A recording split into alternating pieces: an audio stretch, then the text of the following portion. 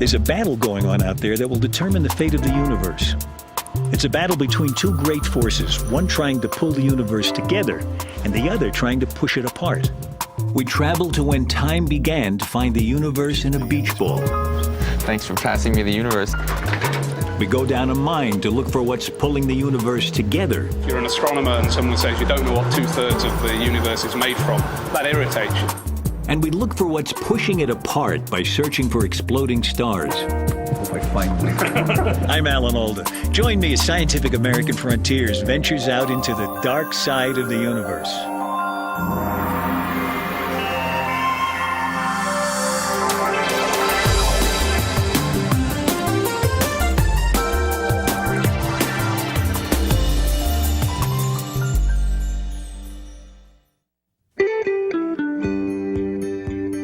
This program was made possible by the National Science Foundation, America's investment in the future.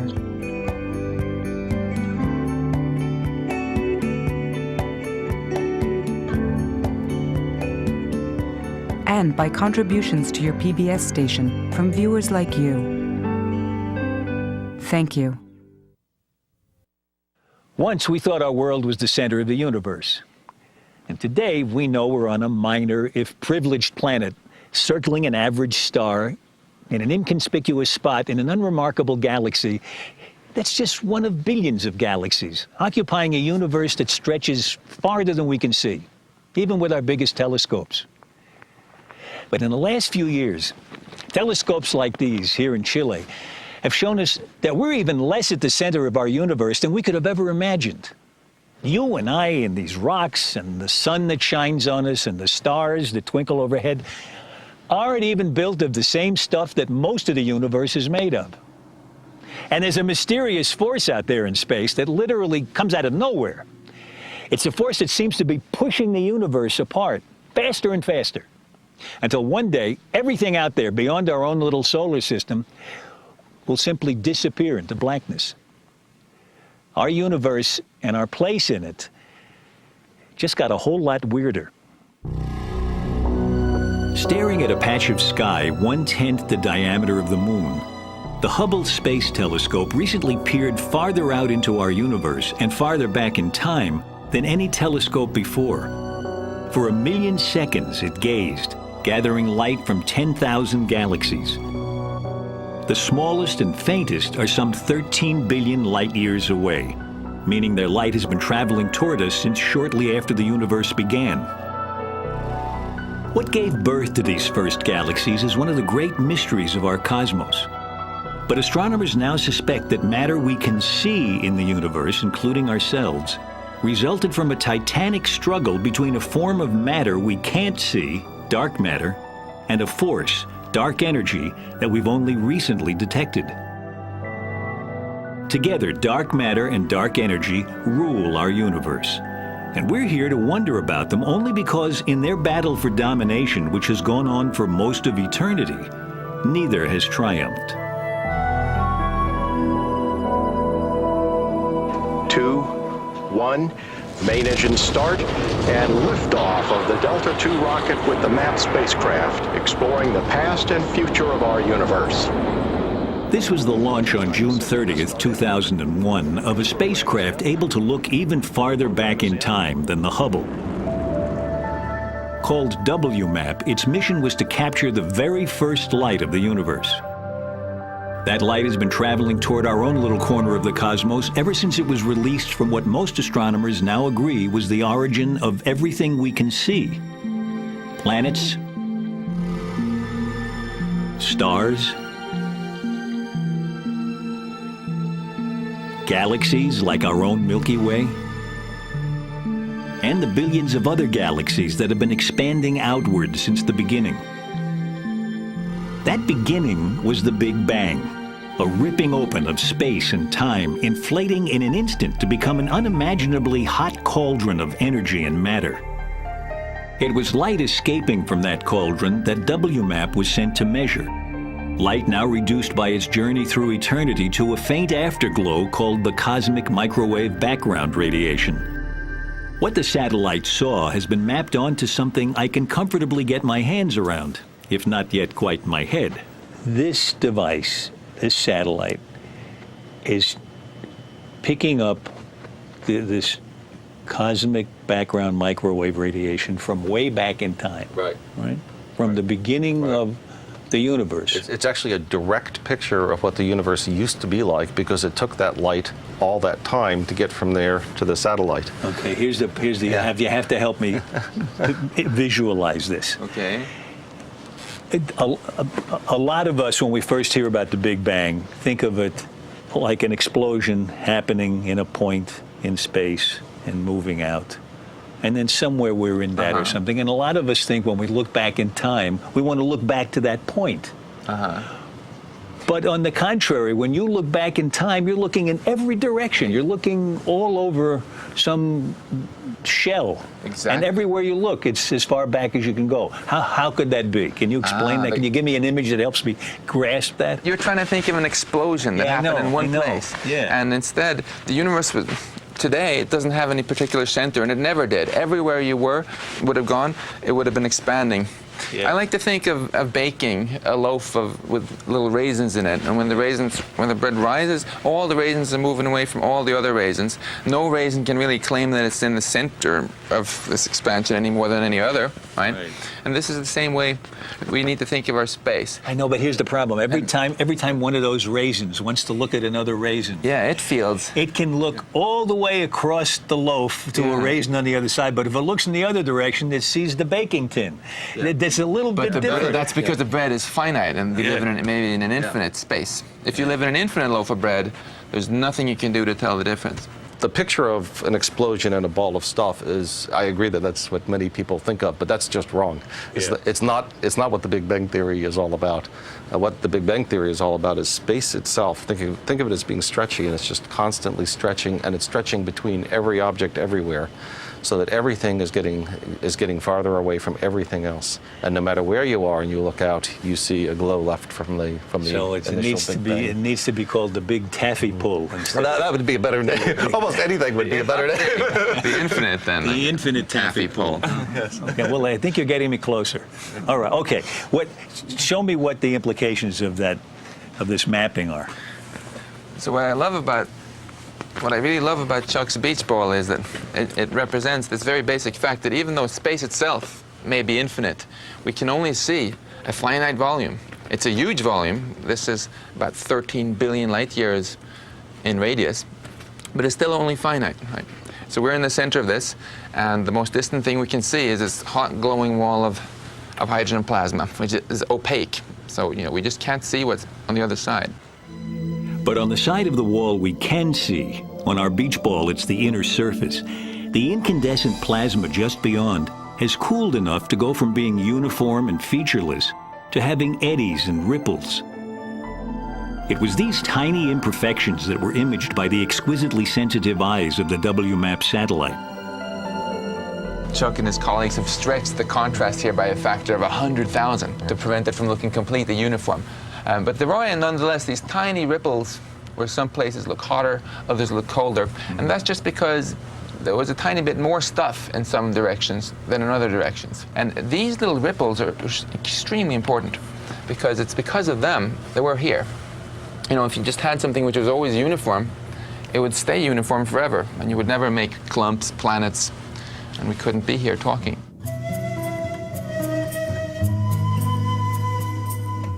To find out more about how those faint early ripples left over from the Big Bang became our universe, we've come here to the foothills of the Andes in Chile.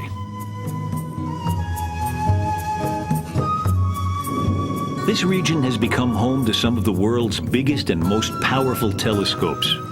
Lured here by clear skies and a smooth flow of air off the Pacific Ocean that reduces atmospheric turbulence, making for what astronomers call superb seeing. This is the site of one such observatory, Las Campanas, run by the Carnegie Institution of Washington, and the principal research site of an old friend of Frontier's, Alan Dressler. Well, welcome to the Las Campanas Observatory, Magellan telescopes. Thank you. There seem to be two. There are two. They're twin 6.5-meter telescopes, which means they have mirrors that are about 22 feet across. which is a good size, and they collect light from distant stars and galaxies. And this is where we do most of our research. Hi, Miguel. Hey, how are you? That research is focused on the formative years of the universe. At the beginning, we know there was a very simple distribution of matter. It was very smooth. It was very simple elements, hydrogen and helium. There were no stars, just gas. How did the universe go from being deadly dull with no variation to tremendously complex so that there are creatures on it that look back and figure it all out? That's the fundamental question. And this zone, this sort of 3 billion years in to maybe 8, is where most of that complexity grew. And we can see that evolving, happening by this strange ability to look back in time. I mean, only in astronomy can you actually look back and see 5 billion years, 10 billion years into the past. You can see the past because it took the light. All those stories about time machines. Yeah, it is. We got one. We're looking at. The light from the stars comes in and hits that mirror. Exactly. Gets reflected on another mirror that's above that us little guy here. up there. The little guy up there, which in turn reflects then the light through the hole in the black turret where there is another mirror, a diagonal mirror, 45 degrees, which directs the light to the instrument. When the light hits that mirror, how long has it been traveling? Well, for the things that I'm looking at with Pat tonight, the light has been traveling for about 10 billion years. So pretty much the whole age of the universe. And this is the first thing it hits after all that time. So it's got to be clean. Especially tonight, because it's the first time Alan will be using a brand new instrument. Alan, this is Pat McCarthy, my science partner here. This is the slit mask. So if you turn around and look through the light, you'll see. In what they affectionately call the wok, Pat has painstakingly cut tiny holes corresponding to the galaxies he and Alan plan to study. In any area of the sky that we pick up, say 1/2 degree across, that's what this is looking at, that's the size of the moon, there will really be 100,000 galaxies, very faint, very distant galaxies. And we have selected, in this case, 700 of them we want to look at. So we must make sure that the light from those 700 goes through the spectrograph, but nothing else. Alan's new instrument doesn't just take pictures of those distant galaxies, it can read their spectra. In fact, nearly everything we know about stars and galaxies comes from analyzing their light with the aid of a prism, or more commonly, a device called a diffraction grating. When sunlight or any light strikes this, it's spread by color into its component colors. You can say how much red light, how much green light, how much blue light tells you something about the temperature of the sun. And the sun is a star at 5,000 degrees temperature, produces a lot of yellow light. And so the middle of this spectrum and the most intense part is yellow-green. And then we can see almost with our bare eyes. We see red stars and bluer kind of stars. That has to do with the temperature of the star, basically. Here, for example, in one of the first images taken with Alan Dressler's new camera, both red stars and blue stars are visible in a galaxy nearby. But in the spectrographs that astronomers use, the colors of a star can be analyzed in much finer detail than is visible in a rainbow. There are lines at precise locations across the spectrum that reveal what a star is made of, as well as its temperature and its size. The reason that's important is different stars of different size last, they live a different amount of time. The sun will last for 10 billion years. It's halfway through its lifetime. A star much more massive than the sun might only live for 1 billion years. So if we find those, we know that those are young stars. They cannot be any older than 1 billion years old because they would already be gone. So when I look across our galaxy, I could do them one by one. I could tell you what each individual star is like. I could see a star like the sun all the way across our galaxy. And if I put together the light from billions of stars, I could see them all the way across the universe. And in that information is the rate at which new stars are being born in that galaxy. 3 billion years ago, 5 billion years ago, 7 billion years ago. So I begin to build up a picture of how rapidly were galaxies turning their gas into stars over their lifetimes. A complete construction project. At twilight, the Magellan Telescope's dome is opened. We need to rotate 0.335 degrees. Plus 0.335. Trace, trace, trace, cinco. So how many galaxies are going to have their spectra taken? We're going to take spectra of 700 galaxies tonight. 700. Yeah, that's probably as many as ever been done. You got to remember to put in the walk, because that's a big mistake. If you don't do that, you really blown it. This first exposure using the wok took a half an hour. Okay, so already we can see some objects. That's encouraging. There's a bright one. This is just the beginning of several months' work that will add up to some 50 to 100 hours of data. But even from these first few minutes of peering across the universe, a trickle of light has left the signature of a galaxy in the full fury of creation. So here is a very faint line that is a very faint galaxy, very far away. And here at this one color, that represents probably 100 photons of light coming from a place where 1 million hot young stars have formed in that galaxy 10 billion years ago. So it's 10 billion years ago, and all that made it to us tonight were 100 photons. That's right. So this is the first scientific run you've done, huh? Yes. New instrument. How do you feel? Is it a good start? It's a good start. I wish we had seen a lot in the first exposure, but you have to have a lot of patience if you're going to do something really hard.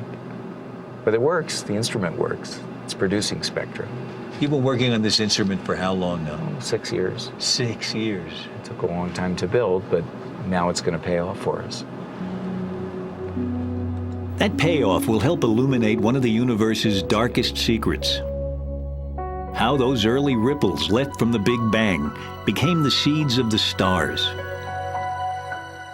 A vital clue to that mystery was discovered because a little girl loved watching the movement of the stars in the night sky outside her bedroom window. That story next.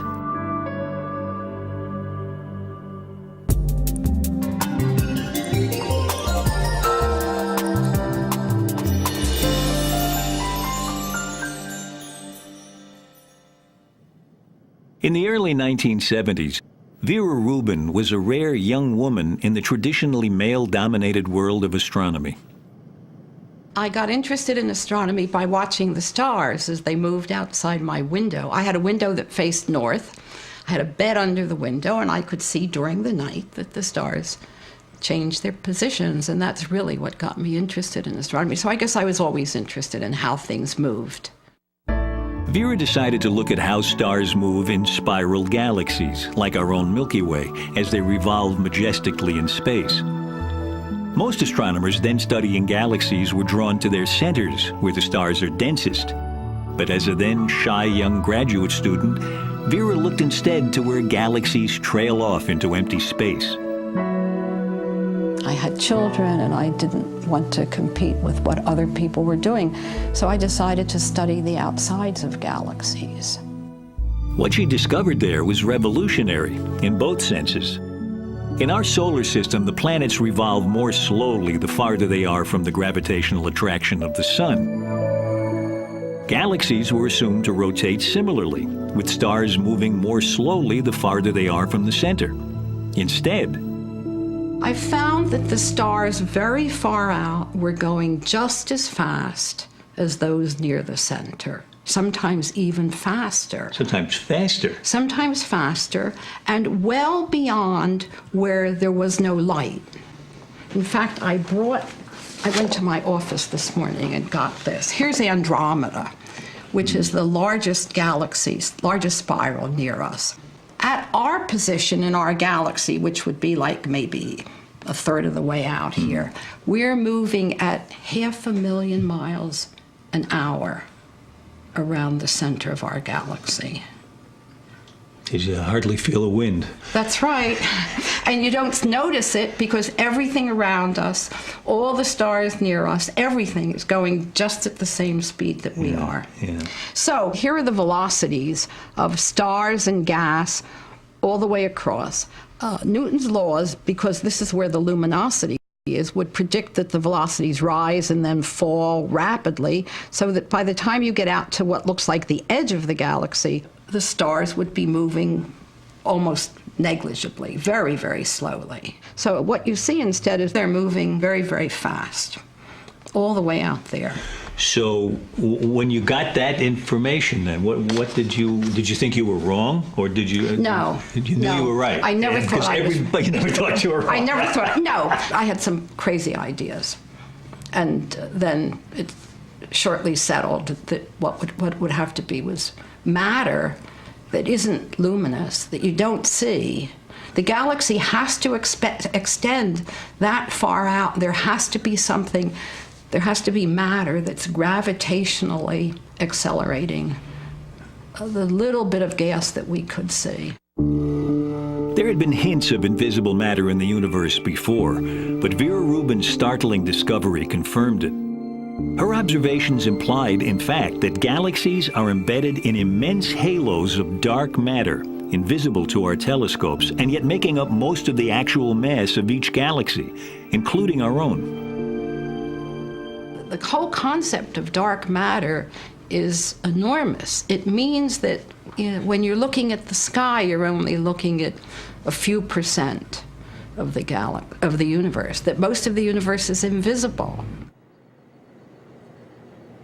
To look into one of the possible sources of this invisible dark matter, we've come to California and the first mountaintop observatory ever built, the Lick Observatory, dating back to 1888. The founder is buried at the base of the telescope. Yeah. James Lick is buried at the base of the pier here.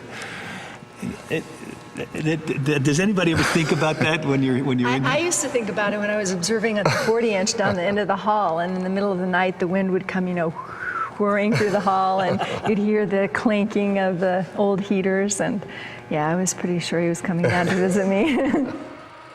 The original telescope here is still used to look at planets in our own solar system. We can open up the telescope and work. But Deborah Fisher is hunting for planets well beyond its range. In fact, for planets around other stars.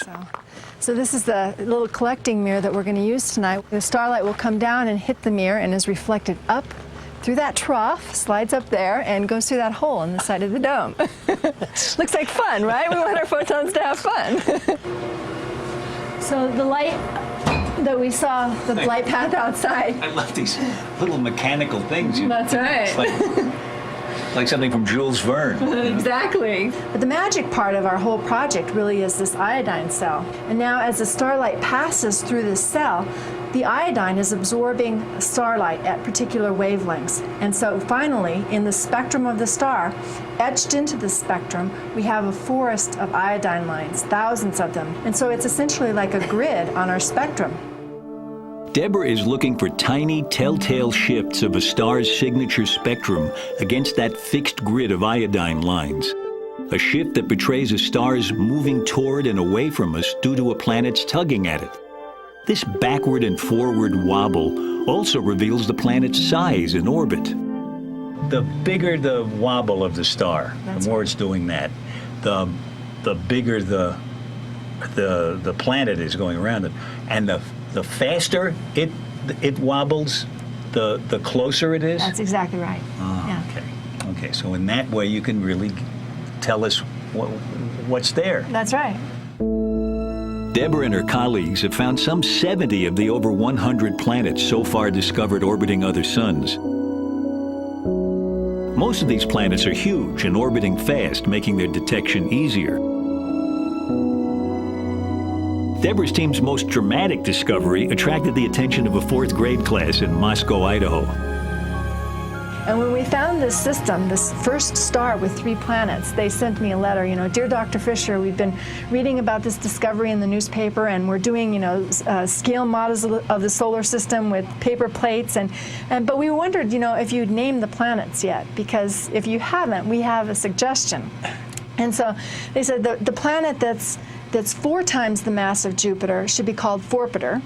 and the one that's 2 times the mass of Jupiter should be called Tupiter, of course. And then the little one that just orbits every 4 days should be Dinky. So. The star that Deborah's observing tonight, she's already looked at some 200 times.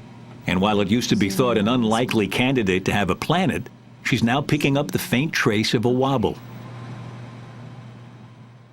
Planets are thought to form from disks of dust and gas that surround the sun.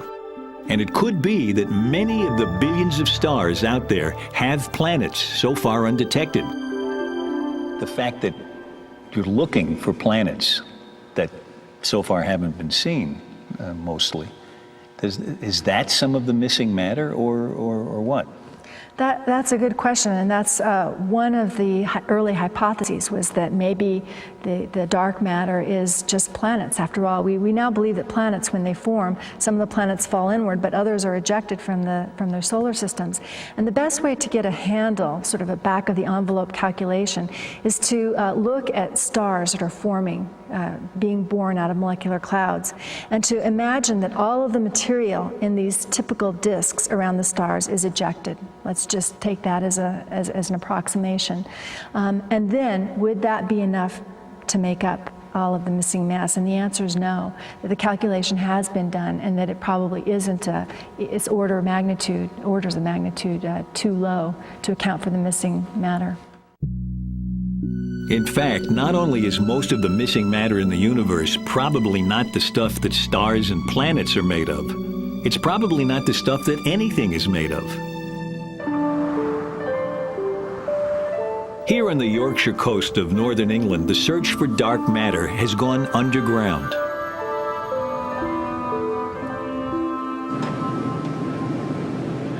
This is the Boulby Mine, whose mile-deep shafts provide cover from something tantalizingly similar to the prime suspect for missing matter.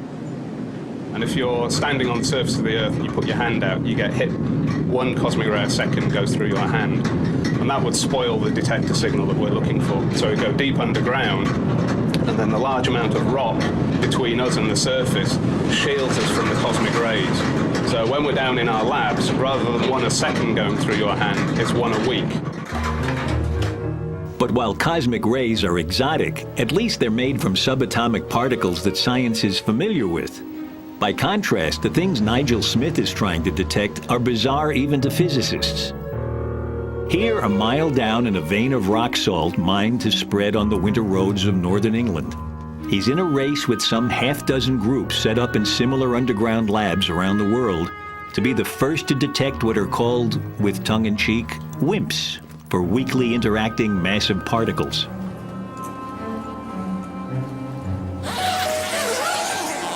WIMPs have the apparently paradoxical property of being massive in the sense that they exert a gravitational tug, while being almost completely unable to connect with ordinary matter in any other way. In fact, to call them weakly interacting is to be generous. Most of them pass straight through the Earth and don't even notice. Most of them pass straight through the Sun and don't even notice. But every so often there's just 1 or 2 a month or a year will actually hit a nucleus head on. And that nucleus recoils, and it's that recoil that we're looking for. But the majority of the billions of WIMPs that are passing through as we stand here every second, they just stream straight through, and you never see them. This is just one of 3 different kinds of detectors here at the United Kingdom's dark matter hunt. And the research project has just constructed a large new underground facility to house them. There are other detectors in tunnels beneath the Apennine Mountains in Italy, where a joint Italian-Chinese team has been claiming evidence for WIMPs, a claim met with skepticism from their competitors. While in the United States, a new facility is being constructed in a mine in northern Minnesota. All this effort to detect a hefty ghost particle that may not even exist. For those involved in the hunt, there's no doubt that it's worth it. It's a fantastic question. If you're an astronomer and someone says you don't know what 2/3 of the universe is made from, that irritates you, right? So you want to go out there, you want to find out what it is. And astronomers aren't the only ones in the hunt, which is why I find myself driving a golf cart through the longest building in the world, the Stanford Linear Accelerator in California. I'm following the track of a subatomic particle as it's accelerated during its 2-mile trip to a speed approaching the speed of light. Eventually, the beam of particles will be divided and spun around a couple of loops before crashing head-on into particles coming in the opposite direction and smashing into smithereens. We're visiting the collision point, appropriately, with both a particle physicist and an astronomer. The beam of particles will come down here and go through that pipe. And then you hope that an electron and a positron will meet, annihilate, and new particles will be born. It's from collisions like this that scientists have built up their picture of the fundamental particles of matter in what they like to call the Standard Model. But for the Standard Model to work, physicists have been forced to invent a strange mirror world in which the known particles have ghostly cousins called supersymmetric particles. This extra set of particles we haven't discovered yet, but they're our best candidate. We think it's the smoking gun for the dark matter out there. So you and I aren't made of these supersymmetric particles, but the dark matter that's controlling a lot of what's happening in our universe is made of these supersymmetric particles. That's the best theory. That's our best guess at this point. Now, this is interesting. You are pretty sure, or are you dead certain, that these that supersymmetric particles exist or have existed? We're going to get different answers. Less than pretty sure, but this were a horse race. This is the one I'd be putting my money on.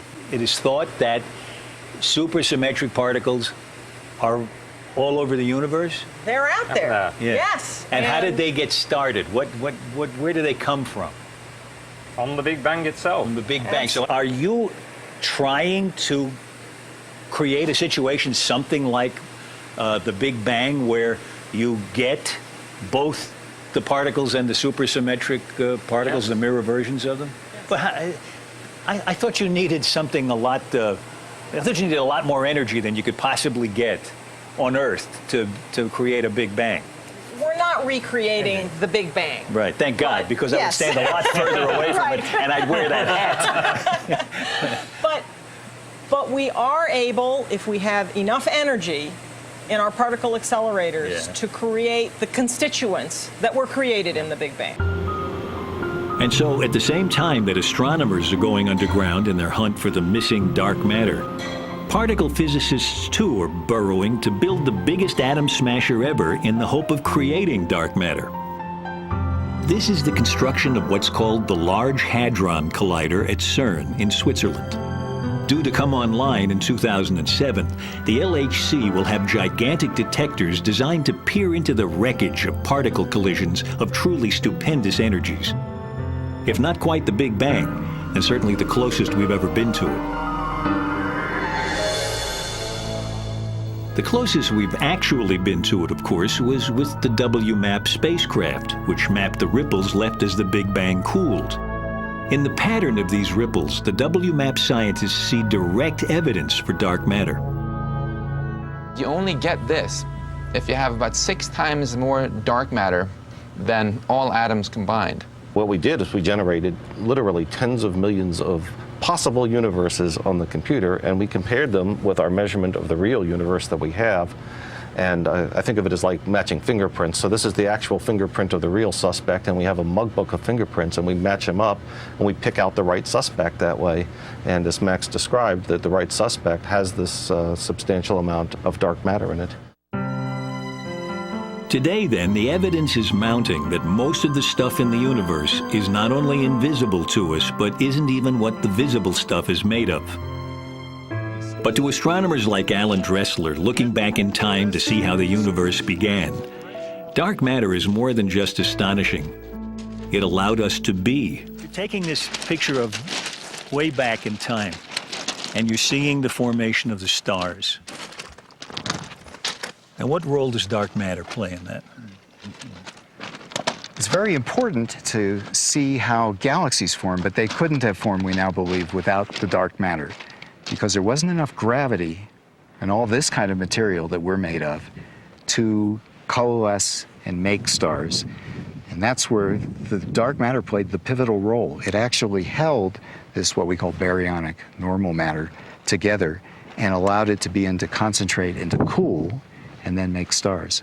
So that transition from, already there were these sort of wells, these places where gravity was strong, and all those atoms suddenly said, oh, there's gravity here from this dark matter, and they headed in that direction. So they fell into those little wells of gravity that have been growing since the Big Bang. But if dark matter's gravitational hug was indispensable to our universe's birth, we now know that from the start it's been opposed by an anti-gravity force that might, if things had turned out just a little bit differently, have overwhelmed it, and instead blown the infant universe apart.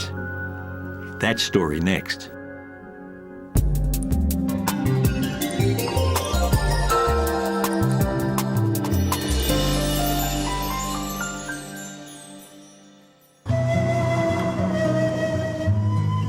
In the early 1990s, two groups of astronomers came up with a new idea for discovering the ultimate fate of the universe. Both groups, which were soon to become rivals, used several telescopes in their quest, including this one at Cerro Tololo in Chile. They've had their nights on the telescope, sometimes actually immediately after our nights, or in between our nights. So do you go around looking for scraps of paper the other ones left, or what?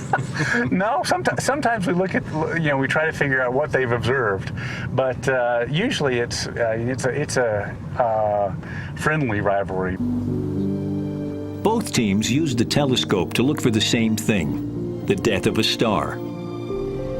But not just any stellar death. A particular kind caused when a companion star dumps material onto a so-called white dwarf until the white dwarf reaches a critical mass and explodes. This is called a Type 1a supernova. And the astronomers like it because all Type 1a supernovae are almost exactly alike. Identical flashbulbs popping off randomly all over the sky.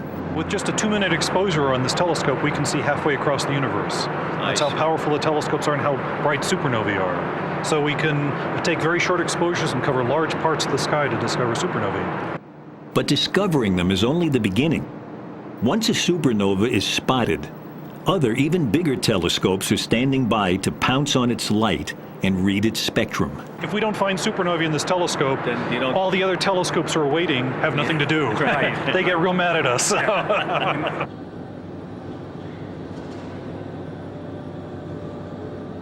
Is this the first time you're observing in this test? Yeah, this is the beginning of our season. So we're going to go 3 months now, 30 half nights searching for supernovae. And tonight is the first night. So your exposure is covering all of this, and that's even more than a full moon would be in the sky. So what's the probability that you'll find a supernova? In this one field? Yeah. It's about one. It's one for this month. Yes. But so sometime during this month, you're going to, if you keep pointing there, you're going to catch at least one. Oh yes, yeah, definitely. Yeah. So now the telescope is slewing. So the stars are whipping by. Here's a cool image. This is the first image that came off tonight. And so you can see lots of galaxies, very faint galaxies, stars. Here's a very nice spiral galaxy here with disturbed arms. So you're going to observe, right? You mean more than I am now? Yes, right here. You want me to actually sit here? Yes. The end of science as we know it. All right. Okay. Well, let's see. I'll just hit a few keys here. Oh, no way. I just like to poke around. Yeah. That's how I learn. You know. What should I do first? Wait for him. When he says OK, you hit enter. And that's it? That's it, yes. No. Okay. Okay. There it goes. There it is. And that sound was the shutter opening. Oh, yeah. Yeah, I heard that. Now taking data. Your first image in search of supernovae. I hope I find it. That first night of the season, Nick and Chris and their team took 16 different snapshots of the sky. By the next night, now no longer observing from the telescope but from a control room in the nearby town, they had processed several of those images. And one of them, though sadly not mine, came up a winner. So here we've got a big diffuse source of light, and it looks like it's probably a galaxy. And in both the images, there's apparently a little new light source just outside that galaxy. That looks like a supernova to me. Great. this would be a really good candidate if we get a follow-up image to do spectroscopy. As a matter of fact, we don't need a follow-up image. This definitely is a supernova.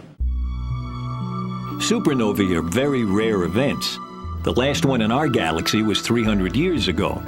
So it's only by staring at tens of thousands of galaxies at a time that the supernova hunters can hope for success. Once they've found one, there are only a few days before its explosion dies away. So there isn't much time for a large telescope like the Keck in Hawaii to get its spectrum. This spectrum not only confirms it's a Type 1a, but it also gives its age. The older the light, the more it's been stretched as space itself has expanded, and so the longer its wavelength, the more it's shifted toward the red. And because every Type 1a supernova explodes like a standard flashbulb, its brightness reveals how far away it is. And this is why both rival teams of astronomers were hunting so eagerly for Type 1a supernovae. By finding supernovae of different ages and measuring their distance, both groups hope to find the answer to one of astronomy's great questions. What is the ultimate fate of the universe? We met members of one team at Cerro Tololo. The other is based here at the Lawrence Berkeley Laboratory in California and is led by Saul Perlmutter. Both teams expected to measure how much the expansion of the universe has been slowing due to gravity, especially the gravity of all that recently discovered dark matter. And we thought it was going to be a great project. We were going to find out whether the universe was going to last forever or not, or whether someday all the stuff in the universe, all the matter in the universe would slow the expansion down to the point that it would come to a halt and then collapse. And what we ended up with was, when we started looking at the data, it looked like there was very little mass in the universe. In fact, it wasn't slowing very much at all. And then as you really looked at the data, you started listening, it's not only not slowing much at all, it's not even slowing, it's actually speeding up. And that was a real shock, because it was not part of the original description of our project when we were planning to use the telescopes. It was way better than that. Instead of slowing down due to gravity, the expansion of the universe appeared to be speeding up, as if under the influence of some sort of anti-gravity. The rival team was coming to the same mind-boggling conclusion. Was it an exciting moment, or was it just puzzling and puzzling and concerning, because it wasn't the expected result. So I mean, we were expecting deceleration. So really, the knot twist up in your stomach, saying, "Okay, let's go back and do this again. Make sure this is right." Yeah. And you go back through the numbers once again. You go back through the numbers yet again. Now you're starting to believe, well, we're onto something here. Wow. And the whole group, we're distributed, and so the emails start coming in saying, geez, can this be right? You don't want to come out with anything that's wrong, of course, in a scientific, a major scientific announcement. And so you're being so careful, trying to check, well, maybe it's this, maybe it's that, and you're looking at every possible thing. Finally, we came to the conclusion, well, we have to come out and say it. Were you all getting it right around the same time? Yeah, we announced at the same time in 1998 at a conference in Santa Barbara. And both groups came out, and we sort of knew that the other team was going to announce the same thing, and I'm never sure how we knew that. But we sort of did. Wait a minute. Were you pointing your telescope in their window and looking at their papers? Us? No, we wouldn't do that. No. The fact that both teams got the same result, I think, gave people a lot of confidence that it wasn't just some mistake that somebody had made in their calculation, because they knew the two teams would have loved to have been able to get the right answer and show the other one what might have been wrong. I have done it. Not everyone was taken aback by the idea of a runaway universe. Michael Turner had actually predicted the possibility several years earlier, reviving an old idea of none other than Albert Einstein. Turner came up with a name for a force that could push the universe apart: dark energy. But its roots lay in one of Einstein's famous equations. The notion of dark energy was, as I understand it, something that he came up with and didn't really understand he had come up with it. How far off am I with that? That catches a lot of it. I mean, in science, people were often confused. And so Einstein was confused about the expansion of the universe. His equations wanted a universe that expanded. And so he put in this fudge factor that canceled the attractive gravity of matter. When just a few years later the universe was discovered actually to be expanding, the cosmological constant, Einstein's anti-gravity fudge factor, was no longer needed. He gratefully discarded it, calling it his greatest blunder. But it's one of the wonderful things about science is when we are in this struggle to try to understand, we invent things. And once you take something out of Pandora's box, you can't put it back. And so this idea was laying around in our idea box, and it's sort of like anti-gravity. It's a repulsive gravity. And so it resurfaced again in trying to understand why the universe not is expanding, but the expansion is speeding up. How did you come up with the name dark energy? It's kind of a nice yin and yang with the dark matter. You know, so we have dark matter and we have dark energy, and they're fundamentally different, and that's, you know, matter is different than energy. And then, you know, today we have the battle between the dark matter and the dark energy. There is one uniquely privileged spectator to the battle between dark matter and dark energy: the Hubble Space Telescope. Perched high above the atmosphere of Earth, it has a clear view of the supernova beacons used to track the universe's history. We went to visit the control room for the Hubble Space Telescope in Baltimore. Hi. Nice to meet you. Welcome to the Space Telescope Science Institute. Thank you. I can't wait to see you. Yeah. My guide is supernova hunter Adam Reese. Can you tell me what all these folks in here are doing? I mean, there's constant activity and chatter, and what is it all about? Right. They're primarily monitoring health and safety. They're looking at telemetry. They're looking at temperatures and voltages of thousands of different components on the telescope and making sure they're all within their tolerances. They're looking at the heating on one side of the telescope when it's in the sun side. About once a week, we upload a whole week's worth of observations of what's supposed to be done that week to the telescope. And so if we find a supernova, for example, we usually have to find it by Tuesday, because Tuesday is a special day when they build the calendar for the next week. It's sort of funny. The light's been traveling for 11 billion years. It finally arrives, and it's got to arrive by Tuesday. In March 2002, the Space Shuttle Columbia, on what was to turn out to be its last completed mission, installed a new camera on the Hubble, the Advanced Camera for Surveys. This camera is much more sensitive to light, and it also has more area, so I have a better chance of finding a supernova every time I take an image in the sky. Adam's plan was to look back with the new camera to supernovae exploding when the universe was young. He found some half dozen ranging in age back to 11 billion years ago. His hope was to find out if the universe has always been pushed apart by dark energy, or if it once had been reined in by the gravitational pull of dark matter. We have roughly... Adam Reese works closely with Mario Livio. Adam observes the universe. Mario comes up with theories about it. Basically, you have the universe behaving something like this. At first, it is expanding against gravity, so think of it as if it's held back by some sort of a spring. But it's getting bigger and bigger and bigger over millions, billions of years. That's right. That's right. And then at some point, it's about 5 billion years ago, we think, it stops slowing down, and instead of collapsing, well, that's what we would expect it to do: get that big and then come back, right? Well, even if not come back, but at least go slower and slower and slower. Right. Instead, it suddenly starts going faster and faster and faster. And you found out when it started going faster and faster. That's right. We actually witnessed the transition from the more recent accelerated expansion to the earlier slowing expansion. This turning point in the history of the universe came at about 5 billion years ago, when dark matter began losing its gravitational pull against dark energy's inexorable push.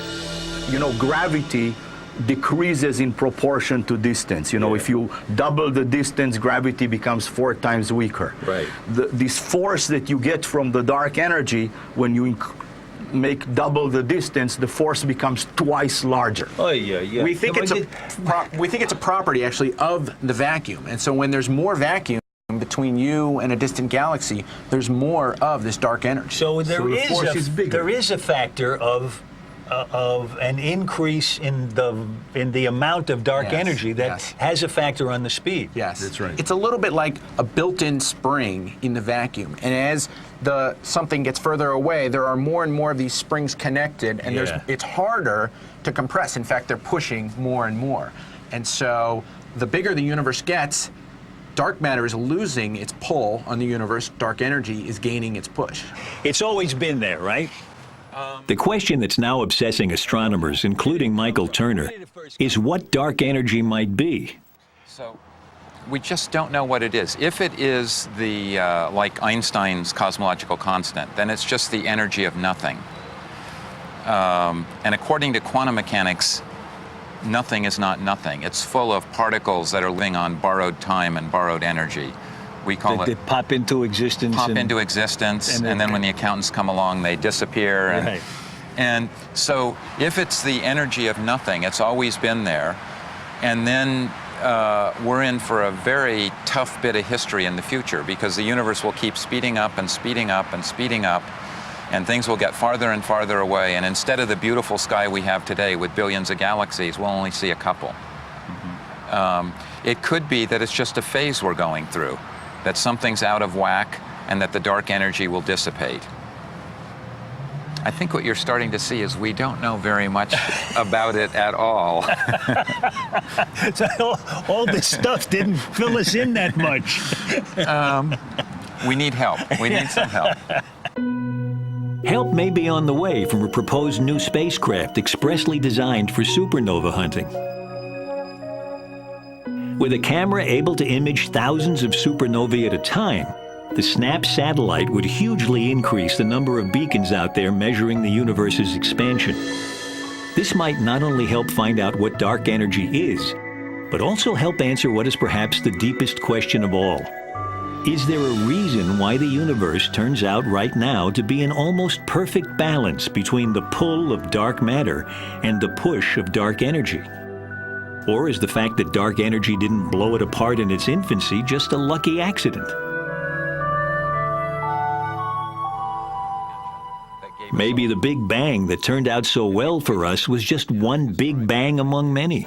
That if this burst of expansion happened here, there's no reason it wouldn't have happened here and there, and in the past and in the future. Right, right. In the same universe. In the same universe. It was in what was the same, what started out as... So now we need new language. Yeah, right? yeah. So the universe is a whole ball of wax, but they're different, disconnected pieces. Right, it was like bubbles in a glass of champagne. Exactly. The champagne is the early, or a universe at any given time, or the multiverse. Yeah. And each bubble is a new universe. It's a new universe.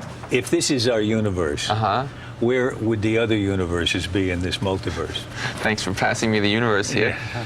We're actually kind of sloppy in astronomy when we talk about the universe, because what we usually mean is just the interior of this beach ball. The part of the universe that we can observe is what we call the universe. And that's, of course, strictly speaking, not true at all, because I don't have a single colleague who would entertain that space just ends here. You know, that there's a sign here saying space ends here. You know, mind the gap.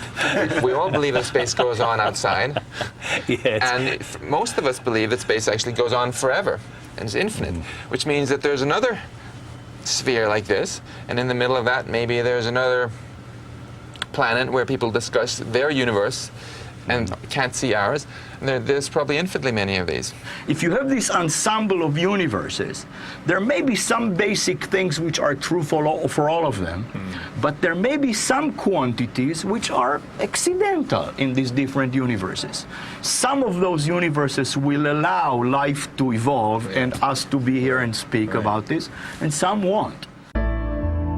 We said at the outset that our universe just got a whole lot weirder, dominated by matter we can't see and a force we can't feel.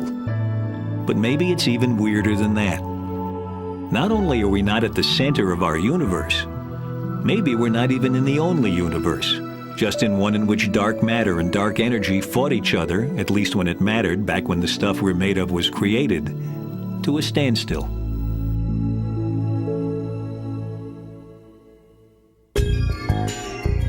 Come visit us at PBS Online.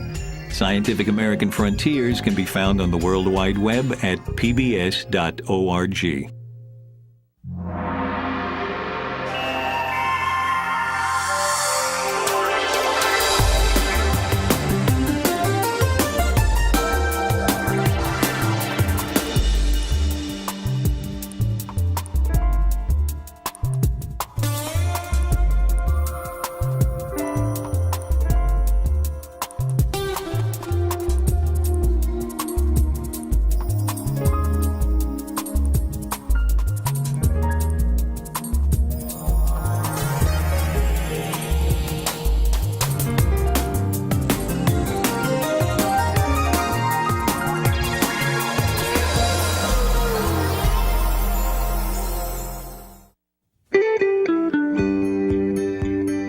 This program was made possible by the National Science Foundation, America's investment in the future.